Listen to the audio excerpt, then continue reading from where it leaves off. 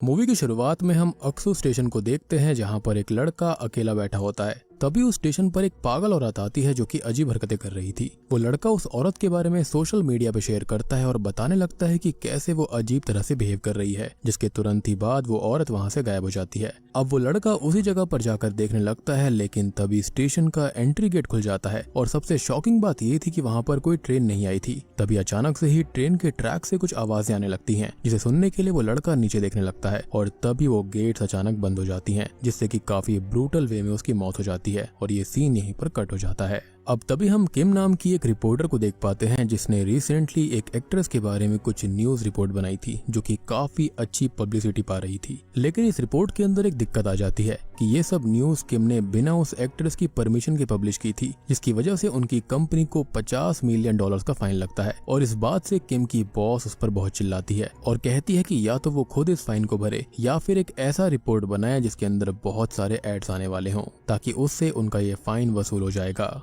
हालांकि इसमें किम के साथ साथ उसकी कंपनी की भी गलती होती है, क्योंकि रिपोर्ट को उन्होंने ही अप्रूव किया था, लेकिन फिर भी उसकी बॉस इसका पूरा इल्जाम किम के ऊपर लगा देती है, जिसके बाद में वो एक नई रिपोर्ट बनाने के आइडिया के लिए निकल जाती है। अब किम अक्सू स्टेशन पे किसी काम से निकल जाती है और अपने फ्रेंड चॉय और संग से वहाँ मिलती है। बातों ही बातों में चॉय उसको बताता है कि उस दिन जब वो स्टेशन से गई थी तो उसके कुछ ही देर के बाद एक आदमी ने ट्रेन के नीचे आकर खुद को खत्म कर लिया, जिसको बचाने के लिए चॉय गया तो था, लेकिन वो आदमी बच नहीं पाया। और उस समय उसने स्टेशन के ट्रैक पे यहाँ पर किसी बच्चे को भी देखा था और यही सेम चीज योम नाम के एक दूसरे आदमी ने भी देखी थी, जो कि उस स्टेशन पर मॉर्टिशियन का काम करता था। अब मॉर्टिशियन उनको कहा जाता है जो कि किसी बॉडी को उसके फ्यूनरल या फिर उसके बैरियल के लिए तैयार करते हैं। चॉय का कहना था कि वो बच्चा भूत था और वो आदमी जिसने खुद को खत्म किया वो पॉजेस्ड हालत में था, यानी कि अक्सू स्टेशन अपने में ही काफी हॉन्टेड जगह थी। अब ये सब सुनने के बाद में किम ने लगभग फैसला कर लिया था कि वो अक्सू स्टेशन के भूतों पर ही अपनी अगली रिपोर्ट बनाएगी, क्योंकि इसमें काफी सस्पेंस है और ये वायरल हो सकता है। तभी किम योम से मिलने जाती है, जहाँ पर वो उसको बताता है कि कैसे उसने उस दिन उस बच्चे को रेलवे ट्रैक्स के नीचे देखा था, जो कि श्योरली भूत ही थे। तभी किम अक्सू स्टेशन पे अपनी रिपोर्ट बनाना शुरू करती है, जिसके लिए वो चॉय को उस आदमी की मौत की रियल सीसीटीवी फुटेज निकालने के लिए कहती है, जिसे चॉय समहाउ छुपते छुपाते निकलवाता है। दूसरी तरफ किम स्टेशन के इंचार्ज से स्टेशन और उसके भूतों से रिलेटेड स्टोरीज के बारे में जानने की कोशिश करती है, लेकिन वो आदमी उसको कुछ नहीं बताता।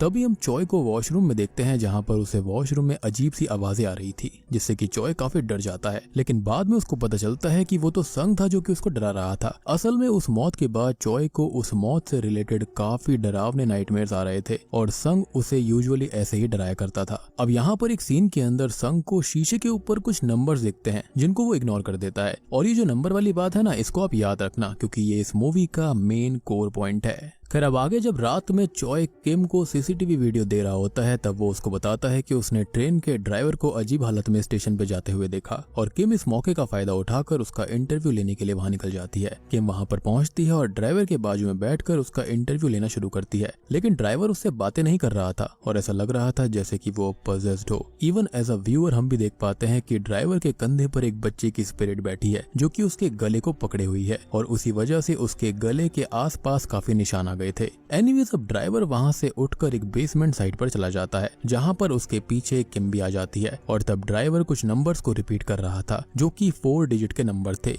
0319। और बिल्कुल ऐसे ही 4 डिजिट के नंबर संग को भी दिखाई दिए थे, जिसके बाद ड्राइवर एक स्पिरिट में तब्दील हो जाता है और ये सीन यहीं पर कट हो जाता है। अब अगले सीन में हम किम को ट्रेन लेते हुए देखते हैं, जहां पर वो नोटिस करती है कि सभी लोग उसके अक्सू स्टेशन के रिपोर्ट को पढ़ रहे हैं और वो काफी फेमस हो चुकी है। लेकिन उसी अक्सू स्टेशन पर एक बच्चे की स्पिरिट उसका पैर पकड़ लेती है, जिसके बाद उसकी अचानक से आंख खुलती है, यानी कि असल में ये सब उसका सपना था। अब उसके सारे कलीग्स केक लेकर सेलिब्रेशन करने आते हैं, क्योंकि उसका अक्सू स्टेशन वाला रिपोर्ट काफी फेमस हो गया था रियल में और उस पर लाखों में क्लिक्स आ रहे थे। लेकिन यहाँ भी उसकी बॉस उसे ताना मारने का मौका नहीं छोड़ती। वो कहती है कि उसने जिस ड्राइवर का इंटरव्यू लिया था वो काफी दिन पहले ही मर चुका है और वो स्टेशन पर अकेली बैठी हुई थी। किम भी सीसीटीवी कैमरा को चेक करती है, तब वो अपने आप को अकेला ही स्टेशन पर बैठा हुआ पाती है, जो कि उसके लिए बहुत शॉकिंग था और यही रीजन था कि वो ड्राइवर बिल्कुल शांत बैठा था। इवन की बेसमेंट के अंदर भी ड्राइवर की बॉडी पहले से ही लटकी हुई थी और किम वहाँ पर बाद में आई, यानी कि ये ड्राइवर की स्पिरिट थी।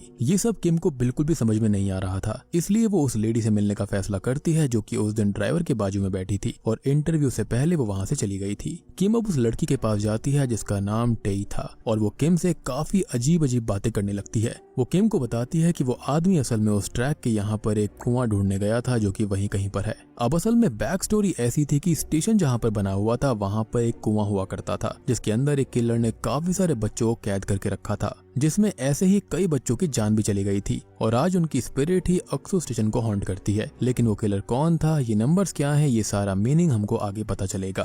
तभी किम टे के कहने पर उस पुराने कुएं का इंटरनेट से फोटो निकालती है और टे को भेजती है, जिसे देखकर टे को कुछ बातें याद आने लगती हैं। एनीवेज अब मूवी आगे बढ़ती है और हम टे के हाथ में एक डायरी देख पाते हैं जिसके अंदर कई नंबर्स लिखे हुए थे, लेकिन वो सारे नंबर्स 4 डिजिट वाले ही थे। साथ ही में उसके अंदर एक फोटो भी होता है जिसके अंदर 2 बच्चे एक आदमी के साथ अक्सू ऑर्फनेज के सामने खड़े थे और ये देखकर टे को कुछ विजन्स आने लगते हैं जैसे कि वो उस जगह से कनेक्टेड हो। दूसरी तरफ हम किम और चॉय को योम के साथ उस ड्राइवर की बॉडी को देखने के लिए जाते हुए देख पाते हैं क्योंकि किम को उसकी कुछ फोटो लेनी थी। लेकिन यहाँ पर ये नोटिस करते हैं कि ड्राइवर की बॉडी पर कई सारे निशान हैं जो कि नाखूनों से बने हुए निशान थे और इस पर योम उनको बताता है कि ये उन्हीं बच्चों के स्पिरिट के बनाए हुए निशान हैं जो कि यहाँ पर पहले भी मरे हुए लोगों की बॉडी के ऊपर देखे गए थे। यानी कि ये निशान और 4 डिजिट नंबर्स ये बताते हैं कि उन स्पिरिट का अगला विक्टिम कौन है। यहाँ पर चॉय नोटिस करता है कि योम के हाथों पर भी वैसे ही निशान है और उसके गले को भी एक स्पिरिट ने पकड़ा हुआ है, लेकिन फिलहाल वो इस बात को रिवील ना करने का फैसला कर लेता है। अब किम गौर करती है कि उसका अक्सू स्टेशन का रिपोर्ट बहुत वायरल हो चुका है और उस पर मिलियन से ज्यादा क्लिक्स आ चुके हैं, लेकिन इसका ड्रॉबैक ये था कि अब बहुत ज्यादा लोग उस स्टेशन पर जा रहे थे और वो नकली नाखूनों के निशान बनाकर अपने सोशल मीडिया पर भी डाल रहे थे और इससे होने वाला ये था कि वहाँ की स्पिरिट्स को अब और ज्यादा विक्टिम मिल सकते थे और होता भी ऐसा ही है। एक लेडी जो कि अक्सू स्टेशन पे आई थी उसे अपने गले पे नाखूनों के निशान दिखते हैं, जिसे छुपाने के लिए वो वॉशरूम में जाती है, लेकिन वहाँ पर एक बच्चे की स्पिरिट उस पर हमला कर देती है और उसे टॉयलेट में बंद करके मार डालती है।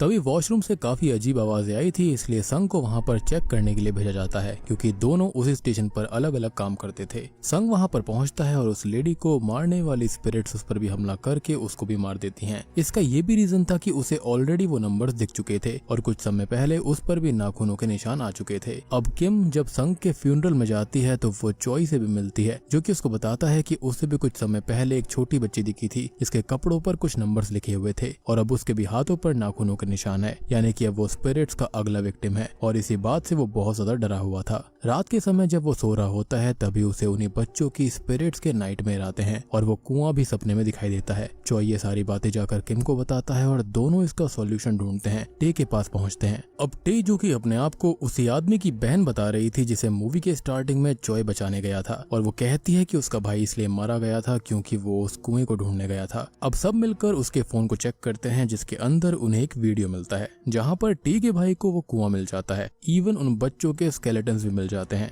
ये लोग अब उसी कुएं को ढूंढने का फैसला करते हैं ताकि उन कंकालों का फ्यूनरल करके वो इस पूरे डेथ ट्रैप से हमेशा के लिए छुटकारा पा पाएं और उसको बंद कर दें। और इसके लिए चॉय और किम स्टेशन पर जाते हैं। दोनों स्टेशन के ट्रैक्स के जरिए एक टनल में जाते हैं जहाँ पर आगे जाते हुए चॉय को बहुत बार वो स्पिरिट्स हॉन्ट करती हैं, लेकिन समहाउ वो लोग उस कुएं को ढूंढ लेते हैं और तभी वहाँ से सारे बच्चों के स्पिरिट्स बाहर आती हैं। किम उन बच्चों को कहती है कि वो उनकी कहानी सबके सामने लाएगी, जिसके बाद वो सभी बच्चे दर्द से चिल्लाने लगते हैं जो कि बताता है कि उन्होंने कितना दर्द सहा था। अब स्केलेटन्स को बाहर निकाल लिया जाता है और सब मानने लगते हैं कि अब ये मौत का खेल खत्म हो चुका है, लेकिन ये बात किम के लिए अच्छी नहीं होती। अब होता ऐसा है कि जैसे ही बच्चों की स्पिरिट्स और स्केलेटन वाली बात बाहर आती है तो अक्सू स्टेशन की जो वायरल रिपोर्ट होती है ना, उसके ऊपर उतनी अटेंशन नहीं आ रही थी क्योंकि केस सॉल्व हो चुका था और ऑब्वियस सी बात है कि अनसॉल्व्ड केस के ऊपर ही व्यूज आते हैं और इसी का गुस्सा निकालते हुए किम की बॉस उसको सस्पेंड कर देती है। मे बी उसकी बॉस को उससे कुछ पर्सनल तकलीफ थी। एनीवे किम इस पर काफी गुस्सा होती है लेकिन वो कुछ कर नहीं पाती क्योंकि उसके हाथ में कुछ भी नहीं था।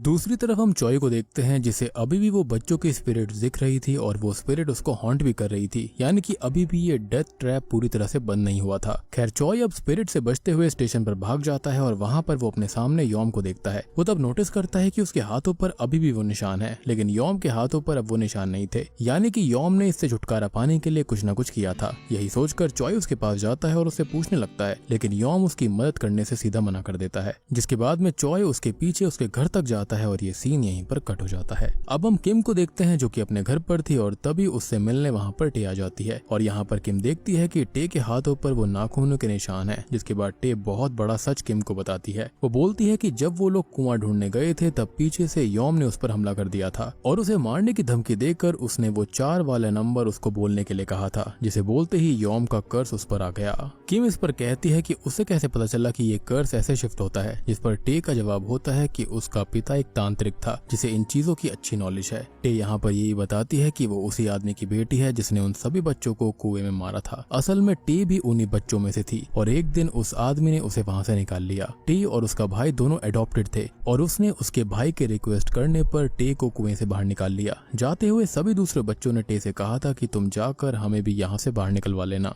असल में उस किलर आदमी ने सभी बच्चों को 4 डिजिट का एक स्पेसिफिक नंबर दिया था और इससे ही वो सबको आइडेंटिफाई किया करता और यही रीजन है कि हर गोस्ट एक नंबर से जुड़ा हुआ था और इसलिए मैंने आपको कहा था कि इन नंबरों से ही पूरी कहानी जुड़ी हुई है। असल में वो किलर जिस ऑर्फनेज को चलाया करता था उसके बच्चों के ऑर्गन्स को वो बेचा भी करता था और ऑर्गन ट्रैफिकिंग ही उसका काम था। लेकिन बाद में कहीं वो फंस ना जाए इसलिए उसने सभी बच्चों को जिंदा ही उस कुएं के अंदर दफना दिया और ये सब टे और उसके भाई की आंखों के सामने हुआ था। लेकिन वो बहुत डरे हुए थे इसलिए कुछ नहीं कर पाए और यहाँ पर बेसिकली उन्होंने उन बच्चों को इनडायरेक्टली धोखा दिया था। टी को ये सारी बातें याद आ गई थी इसलिए अब वो उन स्पिरिट्स को पहचान भी पा रही थी। लेकिन इसको खत्म करने का एक ही तरीका था कि आखिरी तक जो भी इस कर्ज से जुड़ा हुआ है वो खत्म हो जाए, यानी कि वो लोग जिनके हाथों पर निशान है वो मारे जाएं। अब ये जानकर किम सो जाती है और इसके बारे में सोचने लगती है। अगली सुबह उसे चॉय का कॉल आता है जो कि उसको कहता है कि उसने अपना नंबर चेंज कर लिया है और उसका न्यू नंबर ये है। किम भी उसके न्यू नंबर को उसके पीछे रिपीट कर देती है और चॉय का कर्ज उस पर आ जाता है, यानी कि ये सब चॉय का एक प्लान था।